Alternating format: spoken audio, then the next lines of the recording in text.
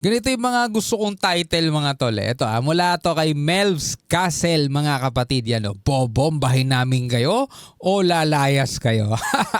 Ganyan dapat ang pagbabanta para lumalayas agad ang China mga kapatid. Pero alam naman natin mga tol, kapag ginawa natin sa China yon, malamang pauulanan din tayo ng bomba ng mga yan. Diba? Di amak na mas malaki naman mga kapatid ang kanilang hukbo kaysa sa atin. Kaya ngayon pambobomba nila ng water cannon, di natin pinapalagan dahil baka lumala pa lalo, di ba? Anyway, itong video panonoorin natin mula to kay Melvs Castle mga kapatid. Samahan ninyo kung panoorin to at bigyan natin ng opinion, reaksyon, komentaryo at kritisismo mga kapatid. Siyempre pagdating sa China mga kapatid, alam naman nating napakarami nilang kasinungalingang mga sinasabi. Pero bago natin ito simulan, huwag mong kalimutan mag-subscribe kay Melvs Castle. Nilagay ko po ang link ng video na panonoorin natin sa description sa ibaba. At syempre kung bago ka pa lamang dito mga tol at ikaw ay isang Pilipinong ipinaglalaban o iginigiit ang ating karapatan sa ating soberanya, syempre samahan mo dyan ako mga kapatid. No? Huwag mong kalimutan mag-subscribe. Click mo na rin ang notification bell para ma-notify ka pag may mga reaction video tayo tulad nito. Alright, so wag na natin patagalin pa. Panoorin na natin to mga tol. Chinese Coast Guard Master Ship pinutakte ng radio challenge ng PCG. Talagang hindi raw tinigilan ng Philippine Coast Guard hanggat hindi umaalis sa ating EEZ. Actually mga tol, no, ang pinakahuling update mga tol ay nandirito pa rin. Ayaw pa rin umalis mga tol. Tapos may Navy helicopter na umikot-ikot sa PCG natin mga tol. Nagtawag pa ng reinforcement mga tol, ang tindi. Ending, puro angas lang pala tong higanting barko o uwi din pala. Sa isang radio challenge, nagkasagutan pa ang PCG at CCG. Pinamukha kasi sa China na wala kayong karapatan sa Bao de Masinloc. Oo, grabe. Pahiya sila ng todo dyan mga tol. Talagang sinoplak sila ng mga Philippine Coast Guard. Kaso wala, hindi naman tinatabla ng kahihiyan tong China mga tol eh. Parang manhid na mga mukha nito eh. Kinukungfu rin ata nila, di ba sa kung fu, pinapatigas nila yung mga daliri nila, lahat ng parte ng katawan nila para hindi tinatablan ng mga patalim, di ba? Pati mukha nila mga tol, pinatibay nila ng ganun. International law na ang nagsasabi, pagmamay-ari ng Pilipinas ang Scarborough Shoal at wala ditong karapatan ang China. China Coast Guard. Yan o. 5901 under Republic Act 12064, Philippine Maritime Zones Act, the United Nations Convention of the Law of the Sea, Lahat na binanggit, no? and the Maritime Zone Act, UNCLOS o United Nations Convention on the Law of the Sea, 2016 Arbitral Ruling, lahat na binanggit mga tol. 2016 Arbitral Award. You do not possess any legal authority to patrol within the Philippines Exclusive Economic Zone. You are directed to depart immediately and to notify us of your intentions.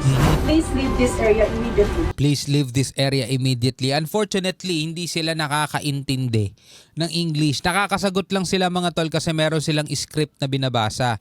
Pero yung i-reply sa kanila o yung response sa kanila, hindi na nila naiintindihan yun. Over.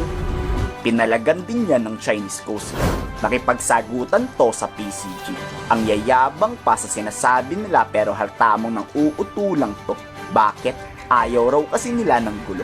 Gusto raw ng China magkaayos tayo at bumalik daw tayo sa pagkaibigan sa mga Chinese. Paano ka makikipagkaibigan sa isang nangaagaw ng ng teritoryo mo?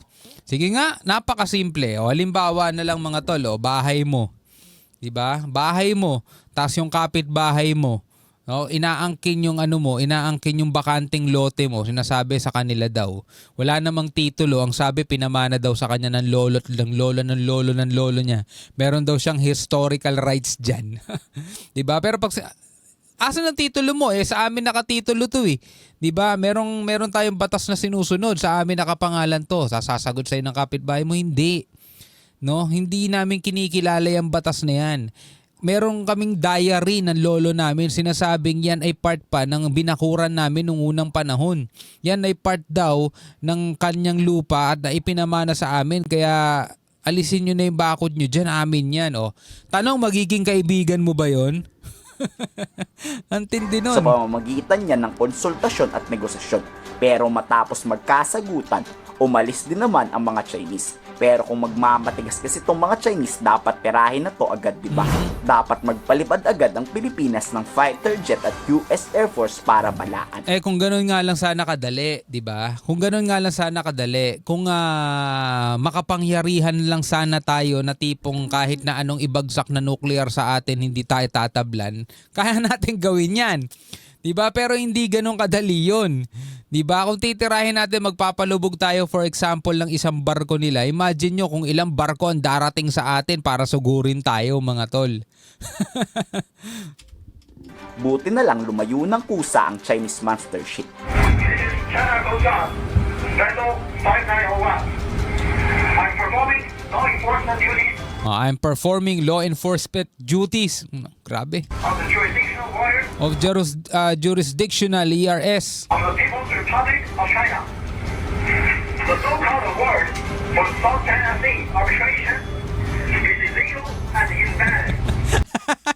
So yun ang paniniwalaan namin, yung sinasabi nyo. Pinapaliwanag nila mga tol sa Philippine Coast Guard na yung 2016 Arbitral Award daw is illegal. Katulad ng in-example ko kanina, halimbawa meron kang kapitbahay na inaangkin yung bakuran mo. Tapos sasabihin mo sa kanya, kapal ng mukha mo, meron kaming titulo. Eto, nagbabayad kami rito sa NHA. Diba? Nagbabayad kami ng buwi sa gobyerno natin. Sasabihin sa'yo, hindi. Kahit na nakasaad dyan sa batas, ito pa rin ang kailangan nating sundin. Itong diary ng lolo ko na yan ay kasama daw sa binakuran. Kinuha lang ng gobyerno yan. Diba? Kaya wala pa rin kayong karapatan dyan. Ito ang dapat nating kilalanin. Illegal na kinuha ng gobyerno yan. Pwede bang mangyari yun? Pwede bang sabihin yun ng ganon? Diba? International law na nagsasabi, Court of Arbitration na nagsasabi, tapos sasabihin ng China illegal, tapos sila kailangan paniwalaan. Lalakas ng tama nitong mga to, no? Neither established Arbitration is illegal and cannot neither accept it or recognize it. o recognize. Hindi daw nila matatanggap o kikilalanin. China firmly upholds its territorial, sovereignty, and maritime rights and interests in the South China Sea and adheres Nagbabasa na nga lang, putol-putol pa eh. to manage maritime secrets through dialogue and consultation. Through dialogue. Di ba halat na nagbabasa mga tol? I hope you will safeguard peace and stability in the South China Sea and maintain mutual trust and cooperation between our countries with concrete action. Nananawagan ba? Umaasa kami na kayo ay susunod para magkaroon pa rin tayo ng kapayapaan between sa mga bansa natin. No, pagkatapos ninyong hindi kilalanin ang karapatan ng Pilipinas, gusto nyo kapayapaan? Forward. Kinumpirma naman ni PCG Commodore Lalakas ng J. tama, Tariela no? na paalis na sa bisinidad ng Bao de Masinloc at Padakong Norte na ang Chinese monster ship. Dagdag pa ni Tariela, gustong sindakin ng China mga Pilipino fisherman doon. Nabuhayang muli kasi ang mga mangisdang Pinoy na magsialisang pansamantala ang mga Chinese. Mas dumami pa ang mangisda at mas naging maganda ang huli. Kung iisipin raw ng Chinese Coast Guard na ibibigay na lang natin basta-basta ang Scarborough Shoal, nagkakamali daw ang Chinese Coast Guard. The Chinese Nagkakamali kayo. monster ship aims to be within the vicinity of Bahay, but it moved further north. They want to legitimize their presence sa vicinity ng Bao de Masinloc. I think this also threatens ang ating mga mangisdang Pilipino para hindi sila makapangisda sa area ng Bao de Masinloc. Nagsisiga-sigaan lang yan. Buti na lang hindi nagpasiga ang PCG. Wala, ang galing ng PCG natin, talagang pumalag sila. Kayo, nagustuhan nyo ba ang pagpapalaya sa Chinese Coast Guard? Ako talagang saludo ko sa Philippine Coast Guard natin mga tol. Talagang pinakita nila, sinoplak talaga nila yung China ng katotohanan. Kaso nga lang, ang Chinese Coast Guard ay trained yan kung paano patitigasin ang mukha nila. Kitang-kita nyo naman, di ba? Sinabi nila, hindi daw nila kinikilala o nire-recognize mga tol ang 2016 arbitral ruling dahil yun daw ay illegal. Biruin mo, di ba? Okay mga kapatid, bilang isang Pilipino, ano masasabi mo dyan? Comment ka na lamang sa ibaba. Hanggang sa muli, ako nga pala si Shobaldi. Peace out.